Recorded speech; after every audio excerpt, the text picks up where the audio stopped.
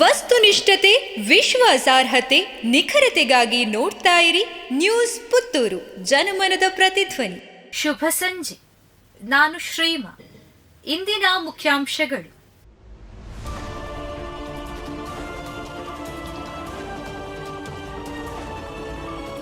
ಗೋ ಸಂರಕ್ಷಣಾ ಸಮಿತಿ ವತಿಯಿಂದ ಬೃಹತ್ ಪ್ರತಿಭಟನಾ ಮೆರವಣಿಗೆ. ಹಿಂದೂ ಧರ್ಮದಲ್ಲಿ ಅತ್ಯಂತ ಪವಿತ್ರ ಸ್ಥಾನವನ್ನ ಪಡೆಯುವ ಗೋವನ್ನ ರಾಷ್ಟ್ರೀಯ ಪ್ರಾಣಿಯಾಗಿ ಘೋಷಿಸಬೇಕು ಎಂದು ಹೇಳಿಕೆ ನೀಡಿದ ಸೀತಾರಾಮ್.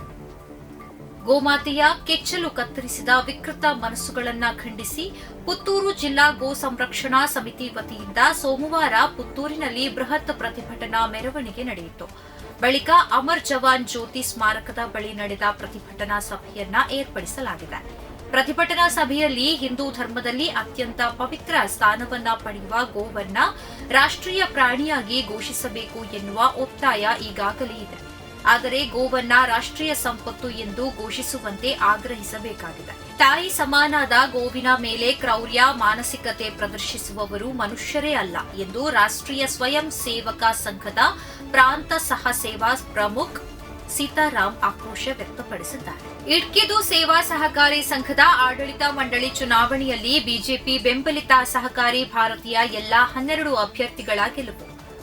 ಇಡ್ಕಿದು ಸೇವಾ ಸಹಕಾರಿ ಸಂಘದ ಆಡಳಿತ ಮಂಡಳಿಗೆ ನಡೆದ ಚುನಾವಣೆಯಲ್ಲಿ ಬಿಜೆಪಿ ಬೆಂಬಲಿತ ಸಹಕಾರ ಭಾರತೀಯ ಅಭ್ಯರ್ಥಿಗಳು ಎಲ್ಲಾ 12 ಸ್ಥಾನಗಳಲ್ಲಿ ಗೆಲುವು ಸಾಧಿಸುವ ಮೂಲಕ ಆಡಳಿತ ಚುಕ್ಕಾಣಿ ಸಹಕಾರ ಭಾರತಿ ಪಾಲಾಗಿದೆ.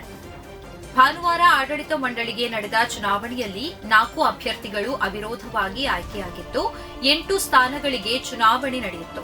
ಚುನಾವಣೆಯಲ್ಲಿ ಸುಧಾಕರ ಶೆಟ್ಟಿ, ರಾಮ್ ಭಟ್ ನೀರಪಳಿಕೆ, ಚಂದ್ರಹಾಸ, ಕೃಷಿಕೇಶ್, ನವೀನ್ ಕೆಪಿ, ಪದ್ಮಾವತಿ, ವಿದ್ಯಾವಿ, ಜಯಂತ್ ಇವರು ಚುನಾವಣೆಯಲ್ಲಿ ಗೆದ್ದ ಪ್ರಮುಖರಾಗಿದ್ದಾರೆ. ಆನಂದ ಕೆ, ಸತೀಶ್ ಕೆ, ಉಮೇಶ್ ಹಾಗೂ ಲೋಹಿತಾಶ್ವ ಅವಿರೋಧವಾಗಿ ಆಯ್ಕೆಯಾಗಿದ್ದಾರೆ. ರಾಜ್ಯ ಬಿಜೆಪಿ ಉಸ್ತುವಾರಿ ರಾಧಾ ಮೋಹನ್ ಅಗರ್ವಾಲ್ ಬೆಂಗಳೂರಿಗೆ ಸ್ವಾಗತಿಸಿದ ಕಿಶೋರ್ ಕುಮಾರ್ ಪುತ್ತೂರು. ರಾಜ್ಯ ಬಿಜೆಪಿ ಉಸ್ತುವಾರಿ ರಾಧಾ ಮೋಹನ್ ಅಗರ್ವಾಲ್ ಇಂದು ಬೆಂಗಳೂರಿಗೆ ಆಗಮಿಸಿದರು. ಬೆಂಗಳೂರು ವಿಮಾನ ನಿಲ್ದಾಣದಲ್ಲಿ ಅವರನ್ನ ವಿಧಾನ ಪರಿಷತ್ ಸದಸ್ಯರಾದ ಕಿಶೋರ್ ಕುಮಾರ್ ಪುತ್ತೂರು ಸ್ವಾಗತಿಸಿದರು.